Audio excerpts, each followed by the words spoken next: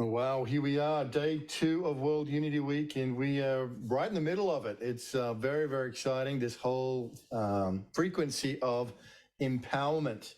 And as we come into some of the evening sessions and the evening plenary not too far away, but we got a great special program here for you tonight, today, this morning, wherever you are around the world. And it's my honor to introduce Ananda Reeves. And Ananda is a peace activist for many, many years and a peace builder for many, many years, who's been working, Ananda was just telling me, for 50 years, Ananda has been working in the community of building community. There's global institutes of communities around the world, and we have a special program today, Ananda, about empowering community and communities all around the world. So it's great to have you with us, and welcome to World Unity Week. Thank you, Ben. Well, I'm happy to be here, and this is my forte. This is what I do best. I put people together, and I teach them how to live together peacefully. So I think that's probably right on cue with where we're going with this whole peace unity process, because we have to learn to live together in peace. And so I have an introductory video here for you. This is the introduction to the One Small Town video by Michael Tellinger. Now, I will be featuring Michael Tellinger later on this week, but for today, we're going to talk about how to build a living peace cooperative. So go ahead with the video, if you would, please.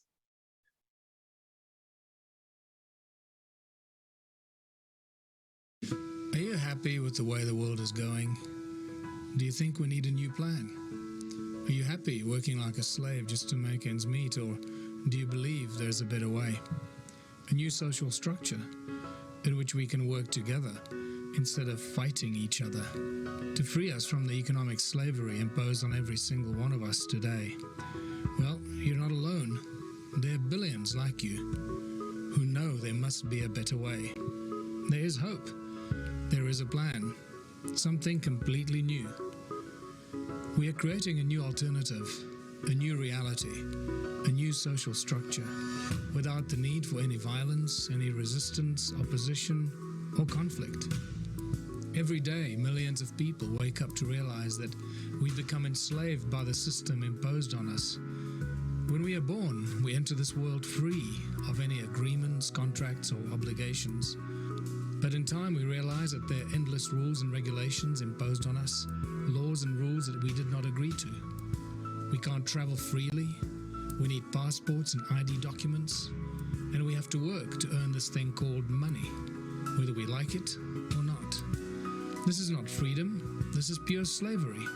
From the first breath we take to the last breath we breathe out, there is always some invisible authority keeping us under control, telling us what we can and cannot do. This is not the life we imagine for ourselves. This is not the kind of world we belong in. All of us know that there must be a better way, and every one of us wants to be free. But very few of us know what to do and where to turn. Welcome to the world of Ubuntu, where we are laying the foundations for a new social structure. More often than not, the solutions are right in front of our eyes, and the simplest solutions are always the most effective. Our plan is so simple, we cannot screw it up. We are turning our crazy world around, creating a world of abundance and prosperity that very few of us can imagine in this insane world we are trapped in. By turning competition and conflict into collaboration and cooperation, starting with our small towns and villages, where people still live close to the earth, close to the land and to nature. Creating communities of abundance where people live in harmony and support of each other, rather than divided in fear of each other. Where everyone's talents and skills are used to enhance their lives and to benefit the whole community. A world where everything we imagine is possible, because we are doing it for ourselves and for each other. A world where we can create, build, grow, invent, and implement anything we desire, because the obstacles to progress have been removed from our society.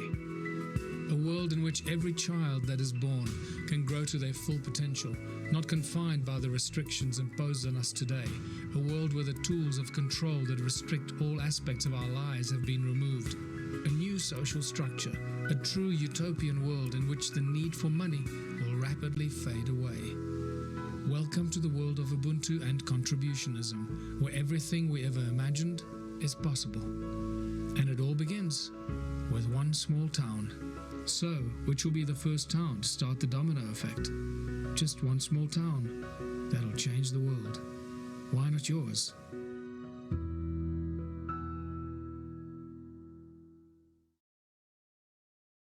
Okay. A lot of people don't know this, but the best way to make money on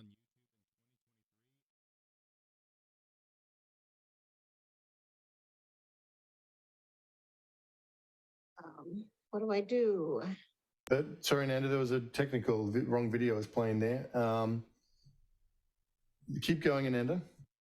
Okay, so what we're going to talk about today is going to give a little more background on what One Small Town is. And so could we start the web page, please?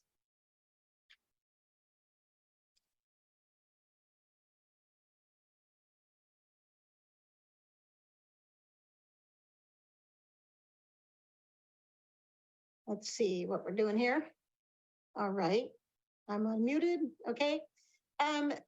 So yes, could you go to the tab that says One Small Town over to the left of the home page?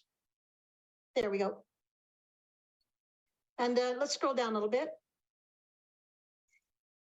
So look up just a little more. We'll there, just right there. There we go.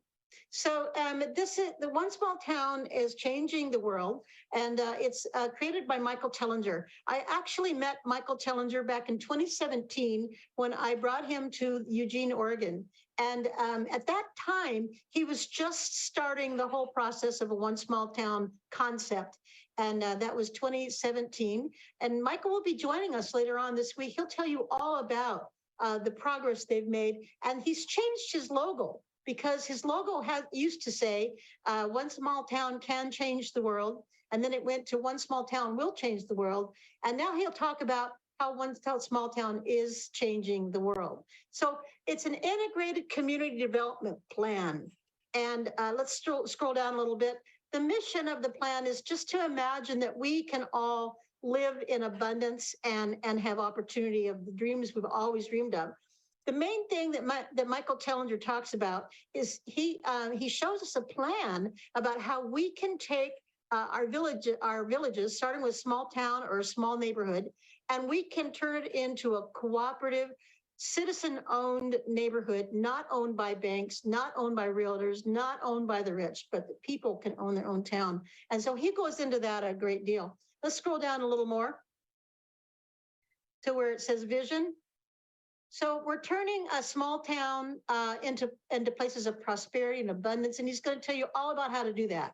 And it's for all the people, where anything you can imagine is possible, and we achieve it without any violence or opposition or conflict, with cooperation and collaboration in our community. Those two words are pretty familiar to us because we've been hearing them all out throughout the whole entire World Unity Week. So my plan is to ping off of all of the work that Michael Tellinger has done for years and years and years. And he'll tell you about how he, made mistakes and they had to start over, and it's been, evolving for quite a few years.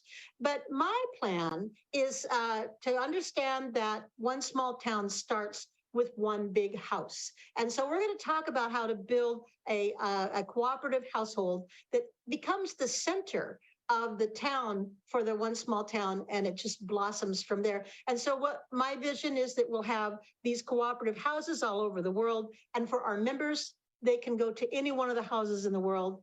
So if you want to go to Spain, you've got a house there. If you want to go to Europe or Alaska or Australia, there'll always be a house there that's a cooperative house specifically designed to help build the One Small Town, no matter where you're at. So let's go over to the let's go to the home page now.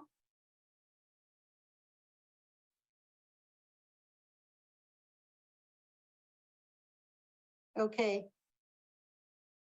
So in this process, what we're going to do is we're actually learning how to live together. It's one thing to put a bunch of people in a house, but this is all about, you know, how we're going to do that. How are we going to learn to live together in peace? So let's go over to the next slide that talks about the vision. And so it's a world embracing vision. And as I mentioned before, the big picture is that we're going to have cooperative houses placed throughout the world. And we have what we need to actually get that started. When you look at the screen on World Unity Week, everybody there has got a neighborhood. And so, you know, we're going to start with yourself, your own interpersonal work. Then we're going to do work with how to live with people in peace. That spills out in the neighborhood. Neighborhoods connect neighborhoods, and then neighborhoods connect the small town. Let's go to this slide now, to the tab that says the plan. And this is where I'm going to spend most of my time today. The plan is a living cooperative. That means that we live together. Let's go up to the hummingbird here for just a little bit. So it's going to talk about member equality. It's going to talk about compassionate communication, unity and diversity, affordable shared luxury housing, and a living peace experiential school. So when you come to live in a cooperative home that is part of this design, you're going to put yourself through a University of Peace Studies. And I know for a fact that I have several people that I would just absolutely love to live in the same space with. But I also know you can't just put a bunch of activists together or a bunch of peace lovers together in a house and expect them to know how to live in peace. So it's extremely important that we learn that for ourselves. And the key to living peacefully is learning acceptance, plus unity and diversity, and lots of time to invest, and that's equals friendships. And this slide here with the animals around it says, it takes time to find a forever home. And so one of the keys that I've learned in living in community most of my life is that it takes time to get to know each other. And so I'm gonna show you exactly how we're gonna do that. Let's go down a little bit. There's the big house. So the first thing we're going to do is we're going to secure a large house for lease for a future date. And so the co-op will be, there'll be no owners. Everyone shares equally. What a cooperative is everybody knows what a food co-op is, or something where everybody works a little bit and they get benefits back from that, and nobody actually owns the co-op. So the beauty in that is that when people are not, when there's no owner in there, there's also no power over. And so we're in the times of living in equality. We're in the times of living in collaboration and unity. And we're going to achieve peace much faster if there isn't an over the top overlooking. Let's scroll down just a tiny bit. I want to finish this green box over here on the left. So the first thing we want to do is we want to have a large, luxurious home, and we want to lease it for a future move-in date, and that will reduce divisiveness among future residents. So having an established place secured with deposits will help the dream become a reality, and the participants will be able to house. We'll be able to see the house before they commit to membership, and they will know which bedroom will be theirs to dream about, and to have an idea of what furnishings to bring to the new house. And they will know what to downsize before they move in. Now, I know that right now, the market is really ripe for big, large, luxurious houses for rent. And I know that they also run on a lease, a year-by-year lease. So our intention is to find a realtor who knows about a lease that's coming up that's not going to be renewed. And then we want to put a deposit on that. So when it comes open, we will know exactly where we're going to be moving. And this might be a year out, but that's okay. Let's scroll up just a little bit. I want to catch this other paragraph here.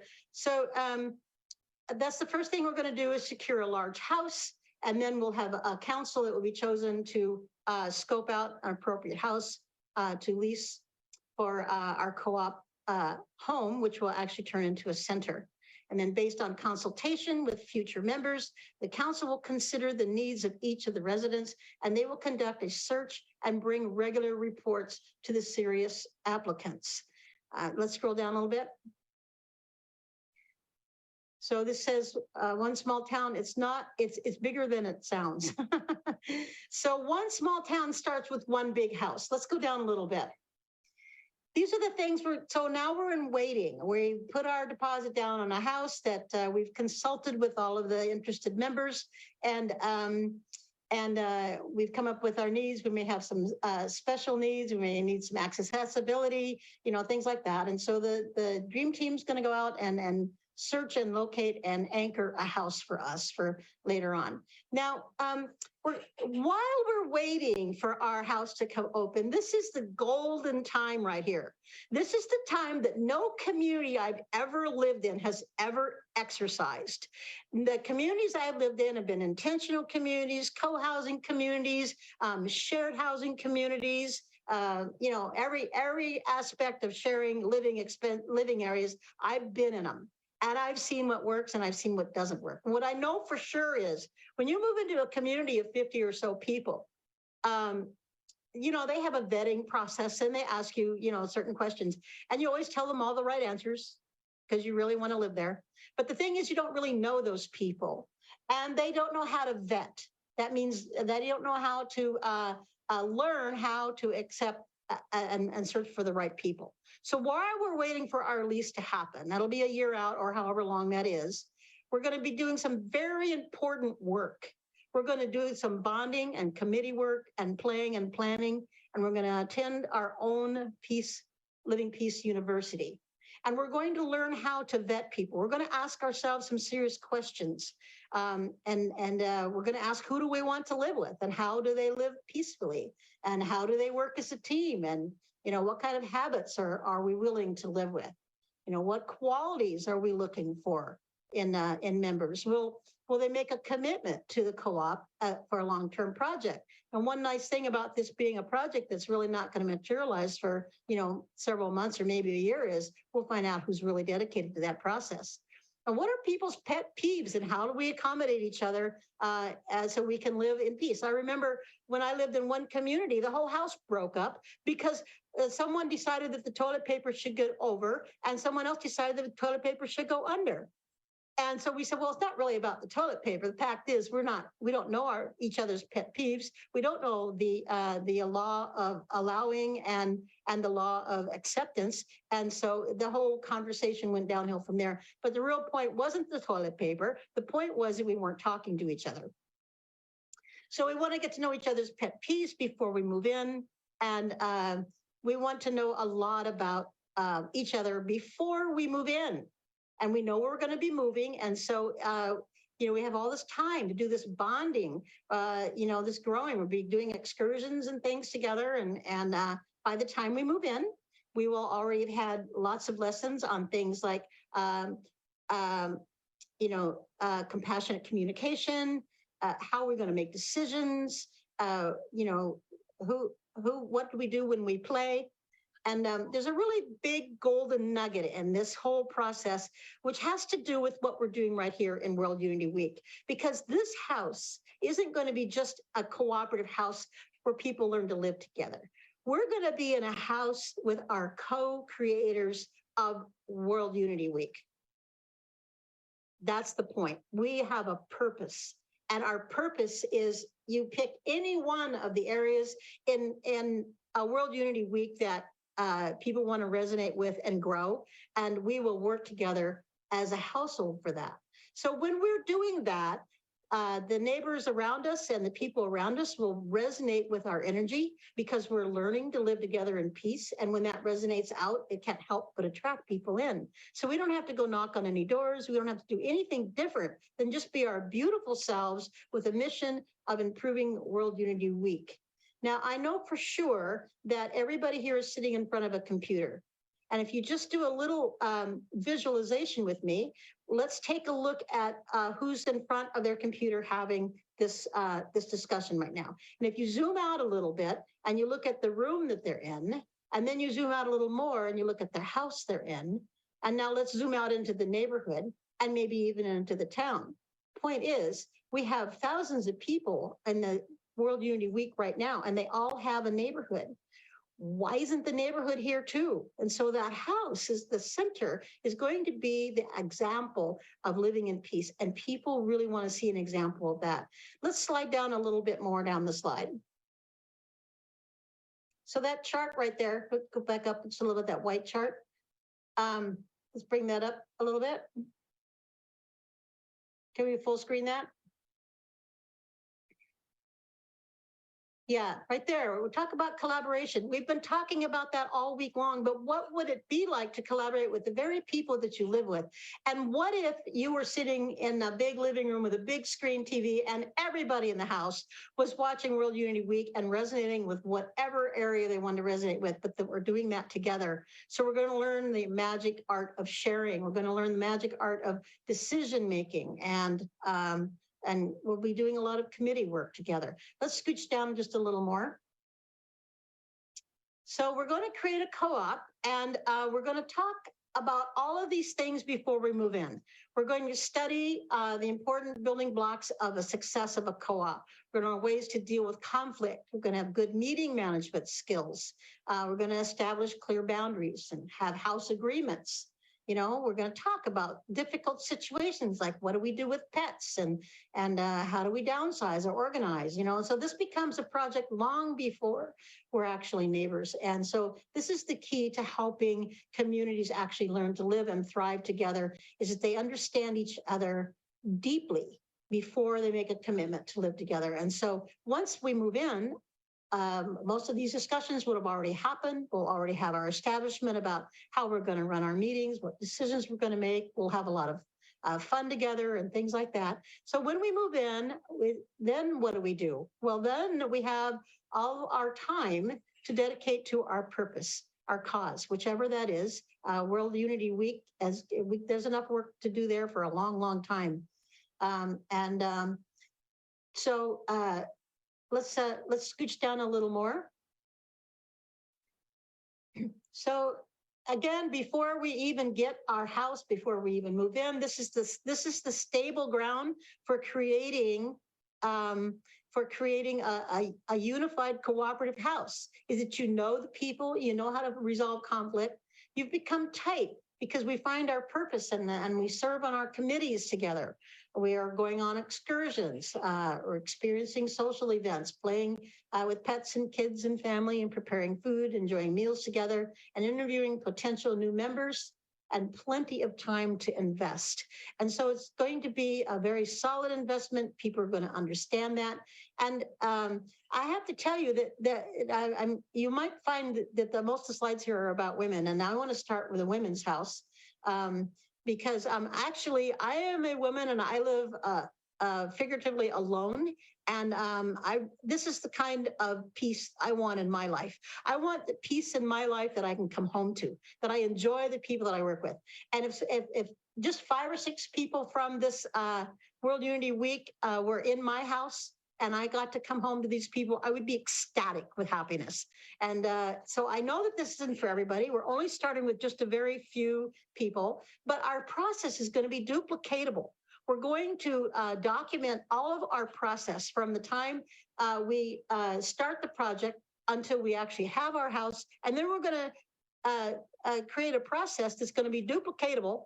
And anybody in any town, anywhere, can duplicate this process and create another house in another country or wherever they want to be.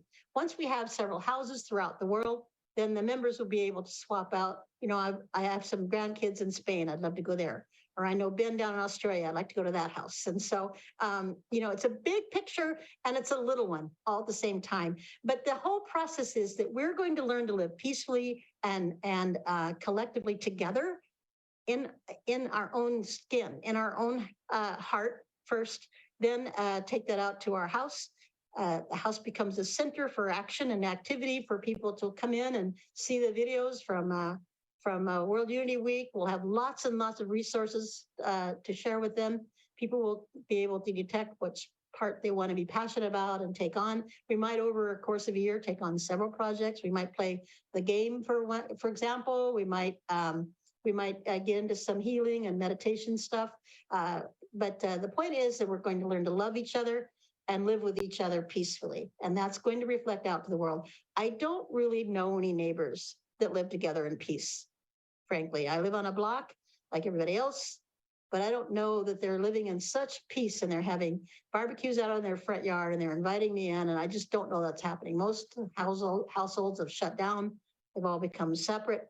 And, that's really not where we're going in this world.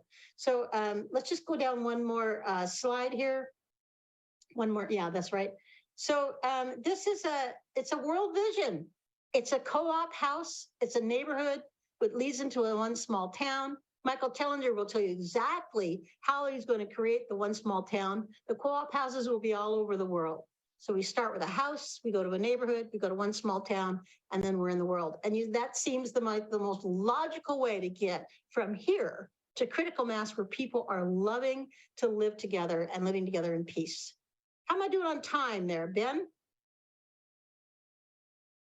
We're doing great, Ananda. Doing great. So you've got about another 4 or 5 minutes to conclude and wrap it up. But it's been very rich and entertaining so far. Okay, well, I think at this time, Ben, I'll take some questions and answers. I know that this is a mind blower. People are not talking like this. They're not talking about moving in together. They're talking about getting separate. We're not talking about towns becoming an entire cooperative so that banks and realtors and rich people don't own our town, but that we do. And Michael Tellinger is going to tell you all about that. It's a phenomenal plan. And I really see myself as being part of that. He wants to start with towns that are about 10,000 people, starting small, but you know what? You can do the same thing in a neighborhood. And at no time at all will it start making sense to us that, wait a minute, his formula is that everybody cooperates together. They all work just a few hours a week, and that everybody gets profit off of all the businesses in the town because we all own all the businesses. And so instead of the money going to realtors or bankers, it comes back to the people. Now, it won't take long before your neighbor says, wait a minute, how come you're getting an income from the neighborhood and I'm still working 60 hours a week? I don't get that. So Michael Tellinger will go more into that, but what I'm most is starting the big house and then starting the big neighborhood. So let's take questions if anybody's got a question. And by the way, if you have a question, I want you to reach down at the bottom here where the reactions are and put up your digital hand like this, because then we can find you and we can let you ask your question. Okay, let's go with GaiaUnion.com. Oh, that sounds fun. I want to do that one. Hey, peace and love. Very nice to meet you. Well, I first thank you very much for bringing these visions. We share them. 99% of that you share is basically what we are also planning to do. So my question is, how do we weave together this? How are you planning to have like the first, the networking or connecting with other similar? I don't understand your question. What's your question?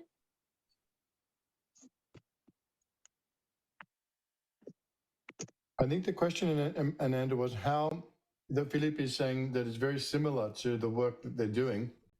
How can you best work together with other groups? Philippe, is that the nature of your question? Yep. Yeah, well, we're going to be a household of peace activists, and each one of them is going to come with their own passion. And so one of the things that we want to make sure of is that we have a house that has 1 or 2 bedrooms bigger than we are. So if we have 6 people, we want an 8-bedroom house because we want you to come and visit us. We want to be open to you coming and talking to us about what you're doing and how we can work together. And all of that has to do with getting to know each other. So it's mainly physical because, for example, I am in Colombia and we have like a network around the world. So we're planning to have these meetings actually during the 99 days of how we put these proposals together. because we have, as I said, the same plan, let's say, but in a bigger scale of different countries at the same time. What I suspect is going to happen is that this idea is going to get so clear to people and people want it so bad. We'll probably be starting several co-op houses simultaneously all over the world. And we're going to be developing the process about how we do that. And so, yeah, you know, let's form a sister house, you know, let's get them going right away. I have the feeling that when I'm done with the World Unity Week, we're going to already have several people that want to start a community house. And, you know, let's create it together. Absolutely. Yeah. We're not on this planet alone, you know. Who else has got a question? Let's see. We've got Lauren Pearson. Hi, Lauren. Come on in. Hi, Ananda. How are you? Fine. I'm wonderful. Thank you. I was mainly interested in how people would support themselves when they live together in these houses. What kind of jobs would they have? I mean, if you move to one of these houses somewhere else in the world, I would have to have an income or have some money in the bank already or something. Yeah. And so what I know for sure is that it's very affordable for 6 people to rent an 8-bedroom house and have it be much cheaper than anything they live in now. And so there's that. Right. But here's the other thing. We have now we have an active team. Let's say we have 6 people sharing an 8-bedroom house. We have 6 people there, and all of us are unified together on a committee of purpose. And so maybe one of those committees will be to go find some funding for us so that all we have to do all day long is do piecework. We don't want people to have to go out and work. We want to support them in our home, and we want them to have their undivided attention so we can get some serious work done. Well, that's very nice. Yeah, because I'm in the middle of changing my life right now, and I have a really good job at the moment. But when I change my life, I'm not going to have much of an income, and I would like to entertain this opportunity if I get a chance to move into one of these houses or apply for it anyway. But that was one of the biggest questions: is, you know, how do you make money? I guess that would be part of the group thing. If you work with Michael Tellinger, he'll tell you how we're going to get away from money, because we're going to all co-create it together, and it's all about everybody cooperating. So, you know, you take the bankers and the realtors and the insurance people and the businessmen out of our town, and the town now belongs to the people, and the people are getting 60% of all the businesses in the town because they're putting in a little bit of time. That's the formula for a co-op. You don't have to have an outside job. Well, I'd love to support you by just come here and work with us full time and give us all the time that we need to really just bust this thing open. And then if I may, one more question is, what kind of a time frame, I might have missed this, but what kind of a time frame is there on this, and how do I stay in touch and fill out an application or whatever? Yeah, so time frame is I'd like to secure a house right away, and then I'd like to be at about up to a year out before we actually occupy it. So we'll have the house, people will know which house it is, they'll know where they're going to be living, and while we're waiting for the house to open in the next lease, then that's when we do our work. The work I'm talking about is the interpersonal, inner peace work, not the work of the world, because that'll come. Yes, yeah, I get it. Yeah. All right. Well, thank you for answering those questions. Okay. Who else have we got here? Anybody? How am I doing on time? You're doing great. You've sparked a lot of interest here, Ananda. I'm sure these ideas of community living and communal living, while certainly not new, they've been around forever. But we went so much into the nuclear kind of deal, and everybody having their own large home here in suburban Australia. It would be a radical transformation for people to move into communal living. So I think you're onto something here, which is going to be a really important part of what's evolving over the coming year and years ahead. So thanks for sparking the fire. I know you got lots of us thinking, and this conversation's just really ramping up as to what does community look like in the new earth, and what does housing look like? What does architecture look like? What does farming look like? all that sort of stuff. Wow, what am I going to do for housing? But see, Ben, you're a perfect example. I think of you, and I don't really know your situation or anything, but there's a lot of people that have their homes and they're married and they have kids, or they're set where they are. They're not going to be ready to move in with us in a year, but you can support our house, and there's lots of people that will support this financially, with time, come and paint a room for us, whatever. It becomes a cooperative effort because, the people that are working there, that live there, will be working for the cause. And you want their attention and time to be on that. You don't have to, go on to jobs and things. But so there's so many people that would support it. Financially is everything else. I can't move in. I've got a wife and family and kids. But here, you know what? I want to make a donation to that. And so we totally expect to find that money. At the same time, we're growing a small town cooperative. Love it. Love it. Well, we look forward to, making the bridge between what we've done here today, Ananda Reeves with the Living Peace Cooperative. And of course, we look forward to bringing Michael Tallinger in too as well when the stars align and the time zones align. We'll get Michael here to talk about the One Small Town Initiative, which is clearly very connected to the work that you're doing and this whole conversation. So this has been a really important, I think, featured event for us today, all about empowerment. How can we empower communities and community living? So thank you again for being with us, and thank you for being in World Unity Week, Ananda. More to come. Thank you for now. My pleasure, and thanks so much for having me. I can't wait to see what we do next.